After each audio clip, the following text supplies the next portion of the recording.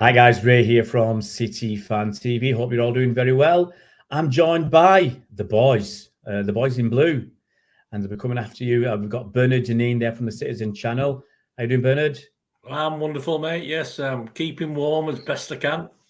We've got Colin Savage, otherwise known as Press Switch Blue, our finance expert. How you doing, Colin? I'm falling to pieces, Ray, but let's hope I can get through to the end of this piece. Yeah. Well, you'll probably guess why Colin's on. Talk finances. And we got Mike from the Bolt from the Blue. How you doing, Mike? Freezing cold, guys. Freezing cold. No problem. It's cold wherever you are in the Northern Hemisphere, I suspect by now. Well, guys, yes, obviously we get Colin on for special occasions. It's not his birthday, but yesterday certainly, well, it felt like a birthday, didn't it? Manchester City released their latest set of financial statements, and they were very healthy reading too. A whopping turnover in excess of, was it £700 million? So it's about 712.8. And a whopping profit, new record profit of a little over, was it 40 million? I can't remember, 80 million. I mean, so much these days, Colin, I can't remember these numbers. The numbers to me, Ray, you just do the work. I've got the numbers in front of me, but it's, I mean, these numbers are just going up and up, doubling every year by the looks of things. So we're doing really, really well. All the numbers good. All the on-field metrics are good. Obviously, we won the treble last season. The off-field metrics in terms of the finances, social media is going through the roof as well, with the number of video watchers and everything else on social media. So I think we're in rude health. So we're going to start off as usual by asking Colin to give us a summary of the financial statements that were released yesterday. Yeah, of course. So the headline figures are our overall turnover income was £718.2 million. That's a new Premier League record, and managed to upset United, who thought they'd got the Premier League record, and they announced theirs. So I think just to break that down, nearly 72 million of that was match day, and that's really interesting because normally we've been around the 55 million mark. So whether that's to do with additional matches or getting to the Champions League final, I'm not sure, but obviously that was a huge 72 million from 54.5 million last year is a big jump. And maybe ticket prices and things like that, but maybe the number of games we played and particularly getting to a Champions League final. But that was an interesting one. So that's probably the biggest surprise because I wasn't expecting anything that high. And then we've got TV income. So we split that into two. Half. Some comes from UEFA, obviously, for our participation in the Champions League, and the rest from the Premier League. Now, the UEFA one, 114 million, that is not actually the highest we've had, because in 2021, of course, when we lost to Chelsea in Porto, it was actually slightly higher. It was 115 million. Now, lots of things can influence the UEFA prize money. There were so many sports maybes, but 114 million is pretty healthy. Premier League income, that was up. I'm not entirely sure. Yes, actually, I think there's a new Premier League deal. No, we haven't kicked in yet, but basically just under 186 million pounds from the Premier League, compared to 159 million last year. So that's 26 million up. So everything's up. We've got 17.5 million more ticket money. We've got nearly 24 million from UEFA than last year. We've got 26 million more from the Premier League, and then we get to commercial income, which is the big increase. And last year, this was just under 310 million. And this year, it's 341 million. And of course, you get the usual, how can City have such big commercial income when they can't fill the stadium, blah, blah, blah, blah, blah. And it'd be tuppence if it wasn't for Abu Dhabi. And you look at our list of sponsors. We've got a list of global sponsors. How many is it? 30, something like that. So the regional sponsors. and I think there's only 4 in there. 4 of the global sponsors: Etihad, Etisalat, Visit Abu Dhabi, and there's another one, name escaping me for the moment. No, Etihad is obviously going to be a bit. Oh, the Emirates Palace Hotel. Yeah. That's part of the Mandarin Oriental chain, though. So that's not going to be a huge one. Dirty oil money, then, mate. Dirty oil money, all that. Dirty oil money. Oh, of course, yeah, dirty oil money. And of course, yeah, we've got Nissan exactly. And just to add to the oil money, it's all oil money out there somewhere, isn't it? It's funny. It's how a lot of Uniteds are American-based things, isn't it? And nothing's said about that, obviously, because ours is Middle East-based. Of course, it's exactly the same thing from the guys who own us, but nothing's said, is it? Are they connected to the Glazers at all? I don't know. There's a small amount of income we get, just over 5.5 million from UEFA for releasing our players for internationals. So our total income, £718.2 million, a new Premier League record. And I think that may make us the top earners, top of the Deloitte Money League this year. But of course, on the other hand, there's expenses. So the expenses last year were 487 million. They're over 100 million higher this year, just under 600 million. And most of that, or quite a lot, majority of that was wages. Now, of course, City's wages, well, most football clubs' wages these days, I think, heavily incentivized. So the more you win, the more you get. And of course, we won. Well, I don't think the League Cup would have made that much difference to the wage bill, but we won all the big competitions last season, and it won't include the Super Cup, European Super Cup, or the World Cup. But of course, winning the Champions League, winning the Premier League, winning the FA Cup, you're going to get big bonuses for that. So, but even so, wages are still under 60% of revenue, which is very healthy. And I'll talk a little bit about the new financial fair play in a minute. Other expenses were up a little bit, so they were up about 40 million, but still very good, and a smaller percentage of revenue than last year, actually. So you'd expect expenses to go up a little bit. There were all sorts of things go in there. So I can't remember what's in there, but someone mentioned that. What month is this up to, Matt? Which month is it up to? June, end of June, we do our accounts. June, right. So that's the headline figure. So taking our expenses off our income, our direct expenses, they have something called earnings before interest, taxation, depreciation, amortization, and that came out 123 million, which is actually not quite as much as last year, but still pretty healthy. And then, of course, the next things that come off that is, and the main one is amortization of transfer fees. So as we've said numerous times before, when we buy a player, we split the transfer fee over the number of years of the contract. And you'd think City's is actually very stable.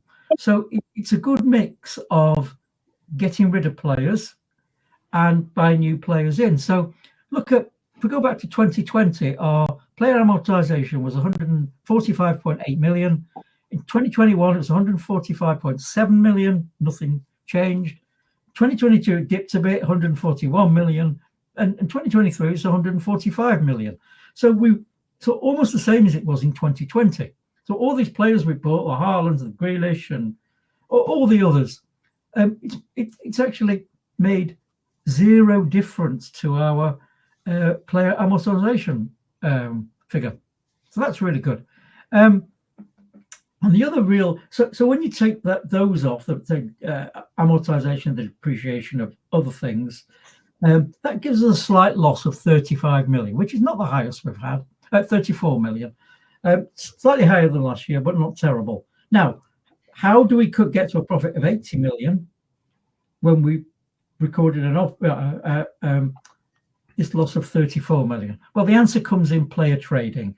And we've been very, very good at selling players at the right time at the right price. So in these accounts, it will include Raheem Sterling, Gabriel Jesus, and of course we sell a lot of academy players, and they're great because that's pure profit.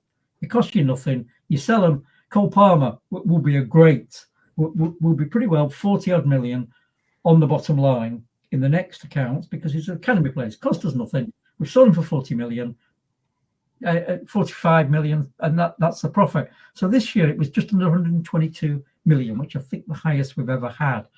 So when you add that back to the losses, knock off one or two other things, we end up with an overall profit of 80.4 million, which is, again, the highest we've ever had. It was 40 million last year.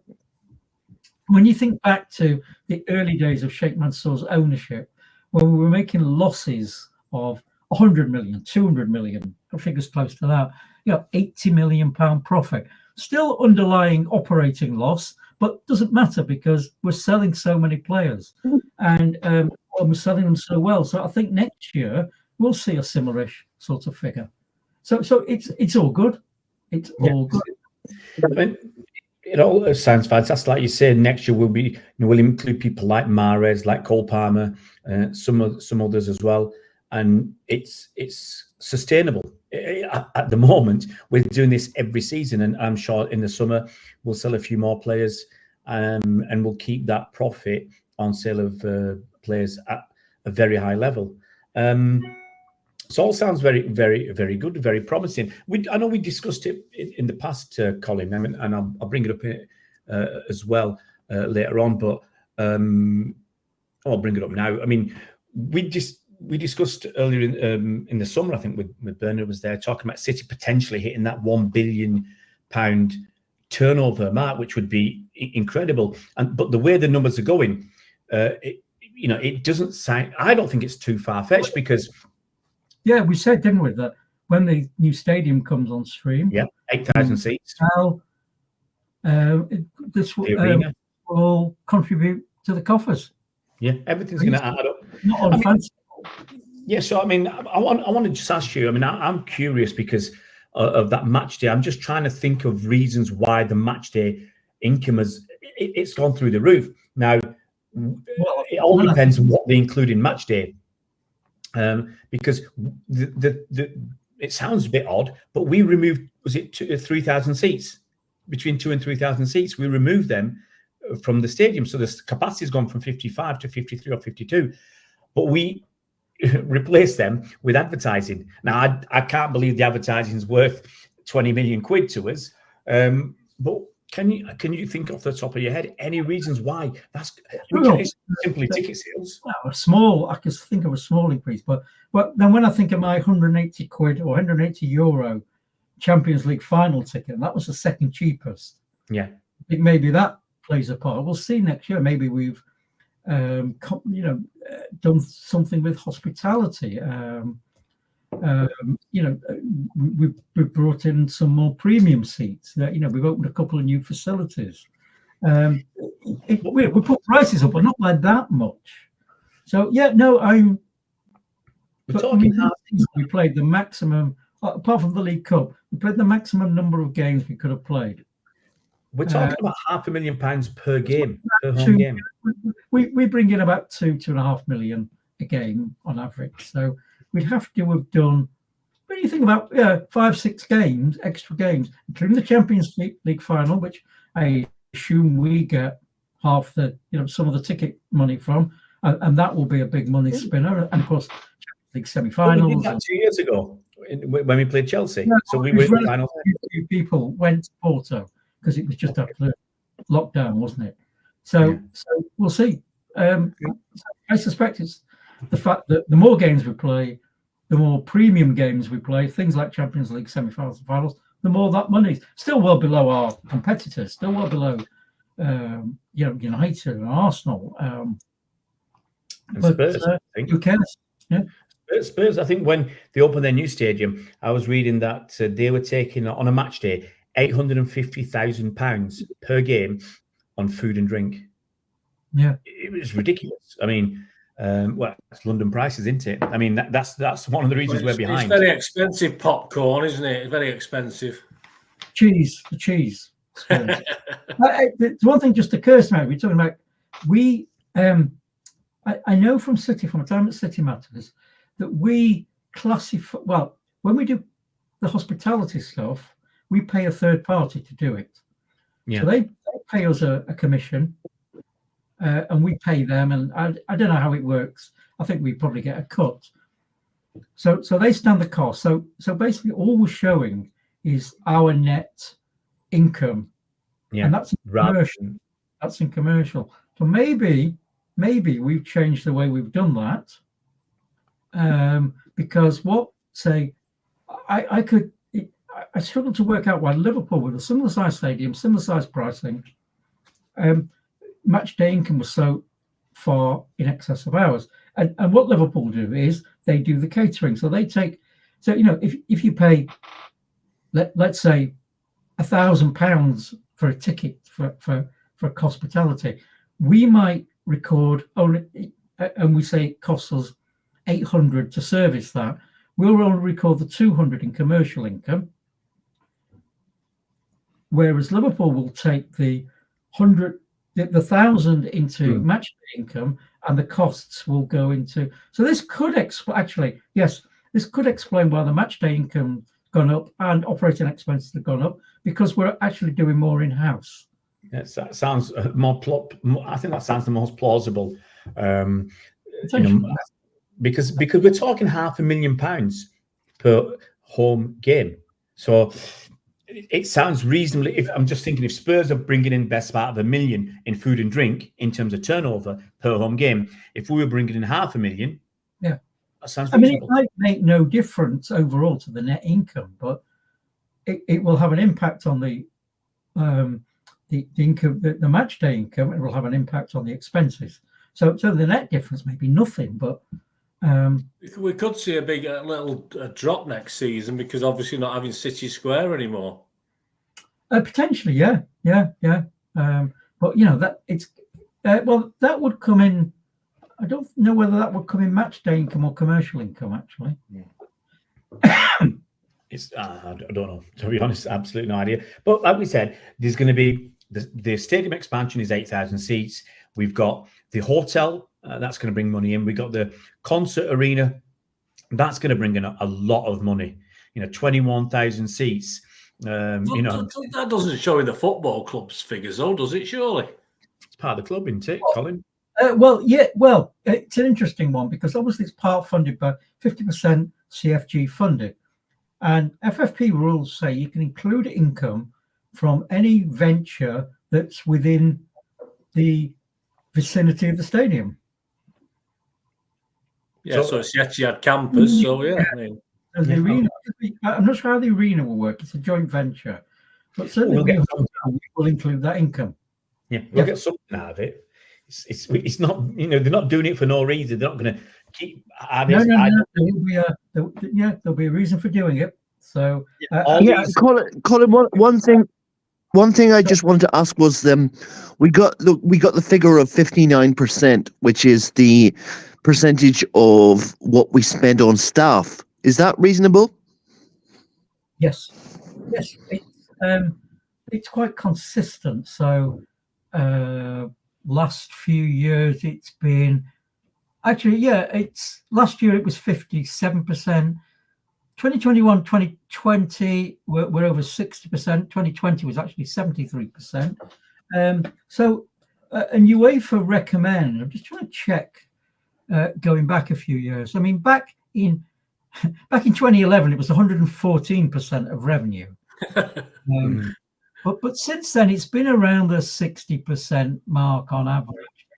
Now, UEFA recommend a figure of not higher than 70%. So we're well within that.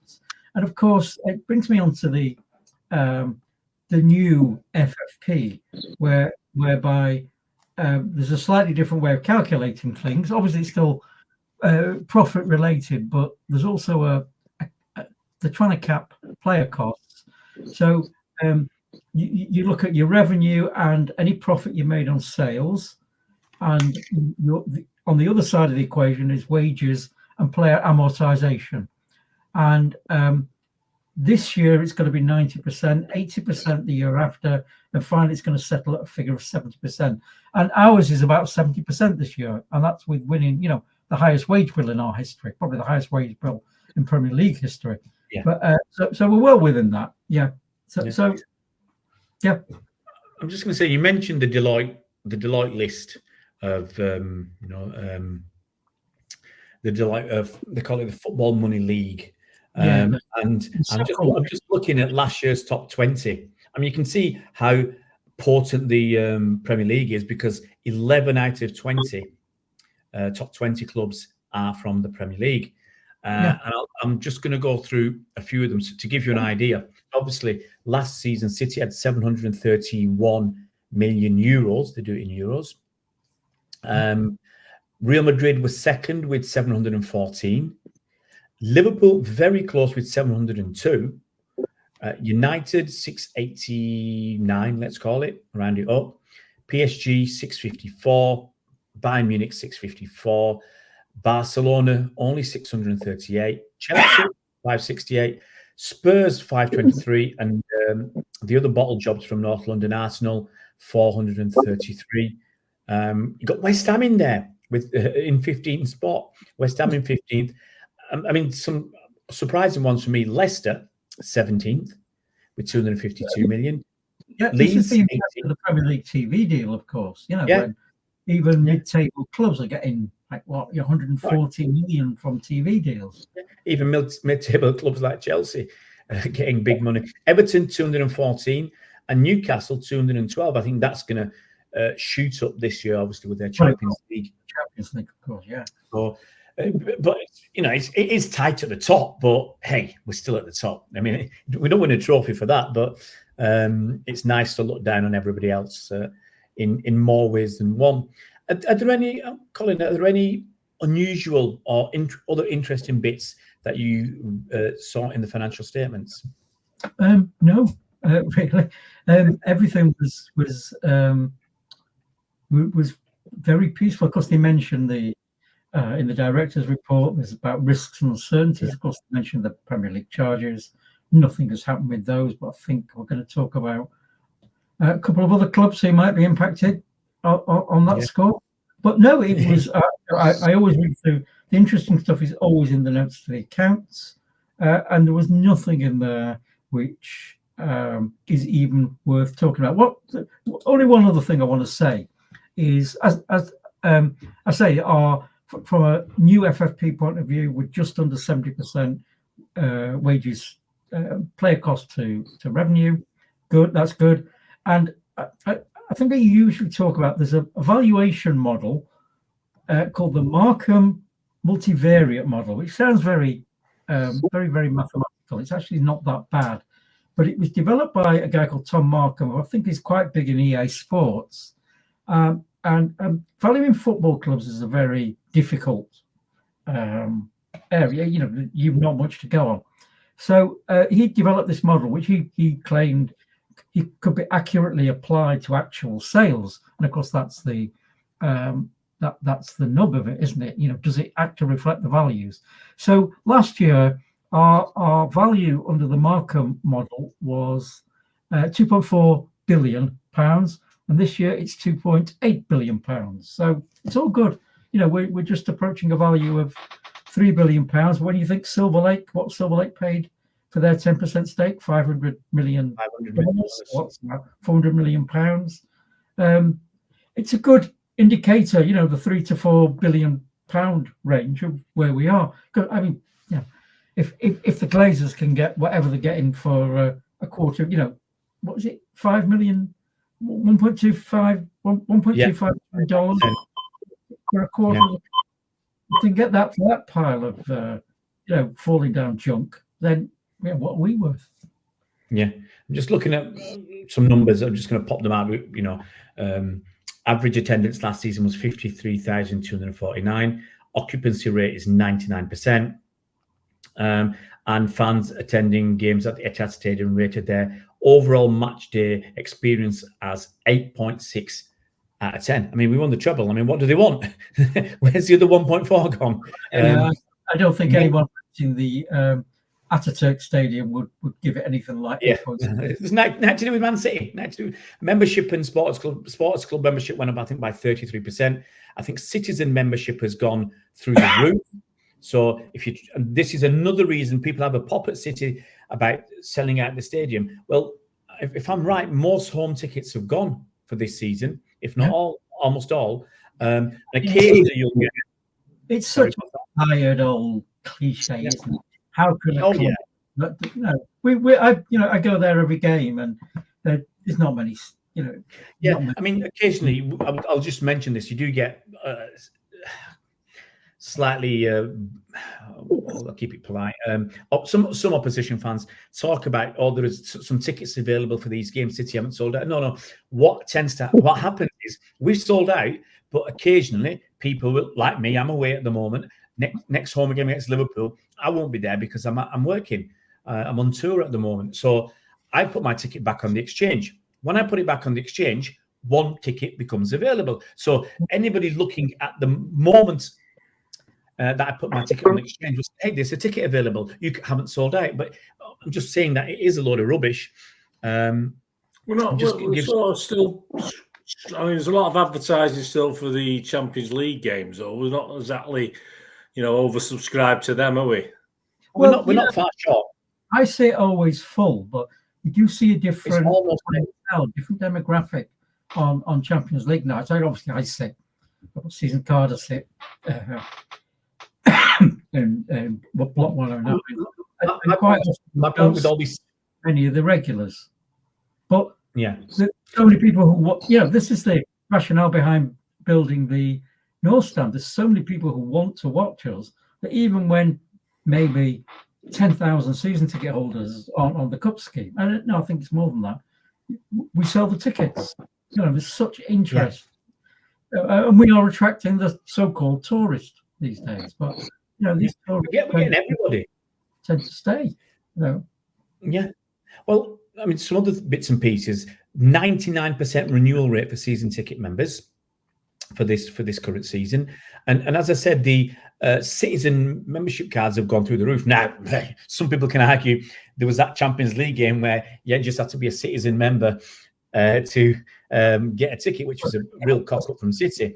And so people joined the citizen scheme and managed to get a ticket for the home game. A lot of unhappy people. That might be one reason we've got more. But the whole point is, because those numbers have gone up through the roof, that's why it's very, very difficult to get a ticket for home games. And as you said, we've got the stadium expansion, and that's one of the reasons, because it's very hard to get tickets. There's official sports clubs have gone up a lot all over the world, so it's fantastic. As I said, the growth on social media. I mean, we're possibly, some of us are too old to follow this that much, but engagements have gone up by 372 million. That's up 150% year on year. That's for Instagram Reels. TikTok has gone up by 226%, and Twitter, or X as it is now, has gone up by 69% year on year. We had a total of 132 million followers on social media across all the various platforms. I think that's enough. Did the shirt sales had gone up by 1,000%? Sorry, t-shirts. Shirt sales 1,000%, or was it 100%? I can't remember which one it was. For what? Season. For kits, shirt sales, City shirt sales. I thought I saw. I couldn't remember if it was 1,000 or 100%. I think 1,000's an amazing figure if it's that. And I think guys, let's actually just ask the lads about that thing about getting a ticket. So Ray has said that he goes to all the home games. He can't obviously get to the away games. I think that Bernard goes to pretty much every game that he can. No, not this season, mate. I'm struggling with away games at the moment. I'm not exactly sure how Colin manages this, but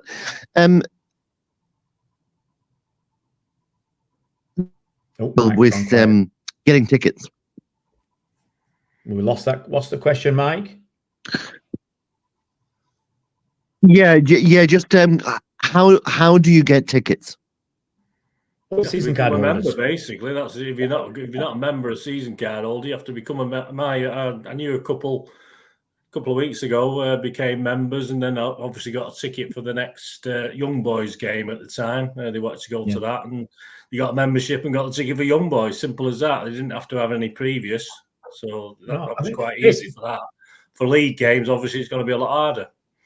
Yeah, I think basically we're all season card holders, so we go to all home games, on all league games. If you're on the cup scheme, like I am, I think Bernard is as well. I'm not sure about Colin. I presume you are.